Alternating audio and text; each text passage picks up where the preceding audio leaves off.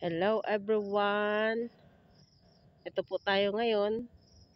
Nasa bulaklak tayo ng dragon fruit. Ito po siya ngayon, oh. Bukang-buka na. Nag-antay ako ng alas 9 ng gabi para makita siya.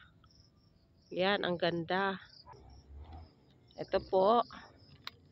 Ito po, oh. Inaabangan ko ito. Inaabangan ko ito, oh. Napakaganda. Ang taas ngayon. Kasi nasa puno siya ng ipil nakakapit. Ang ganda. Ang ganda-ganda niya. Ito kagabi inaabangan ko ito, hindi nakatulog ako, hindi ko naabangan. Pero ngayon, ayan, naabangan ko na siya. Ang ganda-ganda niya. Oh. Gabi, alas 9 na ng gabi, inabangan ko talaga.